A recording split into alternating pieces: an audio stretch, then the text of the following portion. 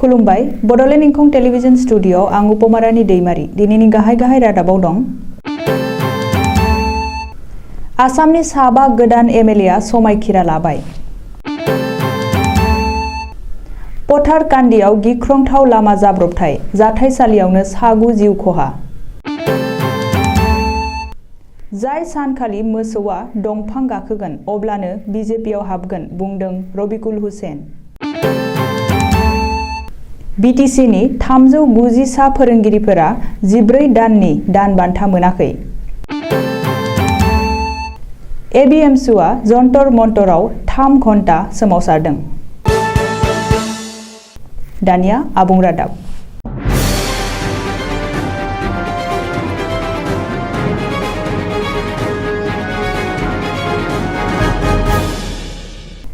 आसाम विधानसभानि साबा गोदान एमएलएआ दिनै समायखिरा लाबाय। आसाम विधानसभानि उफेरा बिसायख'थियाव देरहालांनाय मोनबा बियाबनि साबा गोदान एमएलएआ दिनै आसाम विधानसभायाव समायखिरा लाबाय। विधानसभानि बुंथिगिरि बिश्वजित दैमारिया साबा गोदान एमएलएफोरखौ समायखिरा लाहोदों। मख'नो गोनांदि आसामनि मोनबा बियाबाव खुंजानाय उफेरा बिसायख'थियाव खुंथाय गोहोआव थानाय बिजेपि मित्रजोंटनि बिजाथिफोरानो देरहाजोबदों आरो बै साबा एमएलएफोरनि गेजेराव 3 बिजेपिनि आरो 2 इउपिपिएल दोलोनि। उफेरा बिसायख'थियाव देरहानानै दिनै समायखिरा लानाय साबा एमएलएफोरा फारियै गसाइगाव बियाबनि एमएलए जिरन बसुमतारी, भबानिपुर बियाबनि एमएलए फणिधर तालुकदार, तामुलपुर बियाबनि एमएलए जलेन दैमारी, मरियनी बियाबनि एमएलए रूपज्योति कुर्मी आरो थावरानि एमएलए सुशांत बरगहाय। मख'नो गोनांदि इउपिपिएल दोलोनि एमएलए जिरन बसुमतारी आरो जलेन दैमारीमोना दिनै विधानसभायाव बर' रावजोंनो समायखिरा लानायखौ नुनो मोन्दों। ओरैहाय बिजेपि एमएलए रूपज्योति कुर्मी, सुशांत बरगहाय आरो फणिधर तालुकदार मोना असमिया रावजों समायखिरा लायो। दिनै करिमगंज जिल्लानि पथारकान्दी विधानसभा बियाबनि बेन्दोङाव थानाय बैथाखालाव गिख्रंथाव लामा जाब्रबथाय जादों। फुंनि 5 रिंगायाव जानाय बे गिख्रंथाव लामा जाब्रबथायाव सागु सुबुङा जाथायसालियावनो जिउ गोमानायजों लोगोसे सासे सुबुङा गोब्राब जखम जायो। जिउ गोमानायफोरनि गेजेराव बांसिनानो आइजो आरो उन्दै बैसोनि। AS01 AC 5782 नम्बरनि हान्थामेला टेम्पु आरो NL 01 Q 0088 नम्बरनि सिमेन्ट रोगानाय ट्राकनि गेजेराव मोगा-मोगि सौग्रावलायनायाव बे गिख्रंथाव जाथाया जादों। बबेखानि टेम्पुनि दावबायारिफोरा छठ पुजानि गिदिंबोफिननाय समावनो बे गिख्रंथाव लामा जाब्रबथाया जादों होननानै सन्देह खालामनाय जादों। रिपर्टनि बायदिब्ला जाब्रबथायनि खौरां मोननाय उनावनो पुलिस बिफाना जाथायसालियाव थांना गंनैबो गारिखौ जब्द खालामहैयो। बेजों लोगोसेनो जाब्रबथायाव जिउ गोमानाय सुबुंफोरखौ पस्टमर्टेमनि थाखाय दैथायहरो आरो जखम जानायखौ देहा फाहामसालियाव दैथायहरो।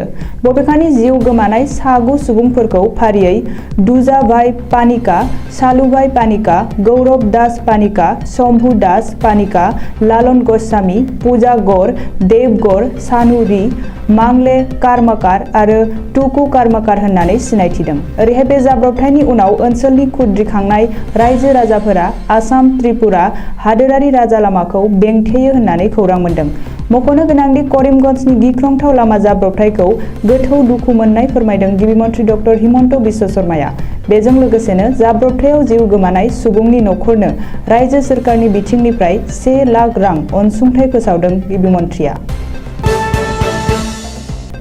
जाय सानखालि मोसौआ दंफाङाव गाखोगोन बै सानखालिनो बिजेपिआव हाबगोन। बे बाथ्राखौ बुंदों कंग्रेस दैदेनगिरि आरो बारग' मन्थ्रि रकिबुल हुसेना। मख'नो गोनांदि आरोबाव गोबांसा कंग्रेस एमएलएफोरा बिजेपिआव हाबहैगोन होनना बिजेपिनि दैदेनगिरिफोरा दाबि खालामनाय समावनो बिजेपिआव हाबहैनायनि सायाव गावनि बानबुंथि होनानै सामागुरिनि कंग्रेस एमएलए रकिबुल हुसेना मोसौआ दंफाङाव गाखोब्लासो बिजेपिआव हाबगोन होननानै बुंदों। बेजों लोगोसेनो गावदि बिजेपिआव हाबहैनाय नङा बेनि रोखा इसारा होदों रकिबुल हुसेना। रकिबुल हुसेना बुंबावदों दि भारतनि बारग' हादोरगिरि प्रणब मुखार्जीआबो मोनसे समाव कंग्रेस नागारदोंमोन, नाथाय समजों लोगोसे कंग्रेसआवनो गिदिंना फैफिनदोंमोन। कंग्रेसनि सा 27 एमएलएफोरनि बिबांखौ 63 सिम बांहोनो थाखाय आरो बांद्राय सम नांनाय नङा होननानैबो रकिबुल हुसेना बुंदों। बिटिसिनि 390 सा फोरोंगिरिफोरा 14 दान जाबाय दासिमबो दान बान्था मोनाखै, जायनि जुनै नखर बेंनायाव गोब्राब रांखान्थिनि जेंनाजों भुगिनांदों होननानै मिथिनो हादों। मख'नो गोनांदि 2013 मायथाइयावनो टेट आनजाद उथ्रिनाय 3300 सा सोद्रोमाफोरखौ सोरखारा साख्रियाव थिसनदोंमोन। बेबादिनो बै समनि बिटिसिनि गाहाय हाग्रामा महिलारिया बिटिसिनि सिङाव 390 सा फोरोंगिरिफोरखौ 2015 मायथाइनि बिटिसि गोरोबथा सानखालि थिसनथाइ होदोंमोन। बै सानखालिनिफ्रायनो 390 सा फोरोंगिरिफोरा दानसेयाव 8,000 रां दान बान्थाजों खामानि मावबोदोंमोन। नाथाय थांनाय 14 दाननिफ्रायनो बै फोरोंगिरिफोरनि दान बान्थाया दिन्दां जानानै दं। अल बड'लेण्ड माइन'रिटि स्टुडेन्टस इउनियन सुंद'यै एबिएमसुआ दिनै गोदान दिल्लीनि जन्तर मन्तराव सोमावसारदों। एबिएमसुआ दिनै जन्तर मन्तराव 3 घन्टा सोमावसारदों। बिटिसि ओनसोलाव आयेन बेरेखायै एभिक्सन खालामना होख्रां हरनाय आरो न'-बां सिफायना होख्रां हरजानाय थागिरिफोरखौ फिन गसंथानाय होनो दाबि खालामना एबिएमसुआ दिनै जन्तर मन्तराव 3 घन्टा सोमावसारनाय हाबाफारि बानजायदों। मख'नो गोनांदि ड.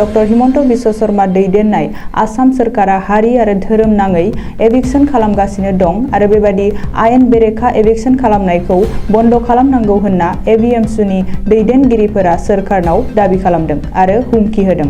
बबेखानि बे सोमावसारनायनि गेजेरजों सिगां समफोराव बिटिसि ओनसोलाव हारियारि दाङाबाजि आरो हिंसायारि जाथायाव खहा जानांनाय आरो खारलांनांनाय नखरफोरनो फसंथानाय होनो थाखाय एबिएमसुआ दाबि खालामदों। एबिएमसुनि बारग' आफादगिरि मुंख्लं लाफिकुल इस्लामखौ बुथारग्राफोरखौ थाबैनो हमनो थाखायबो एबिएमसुआ दाबि खालामदों।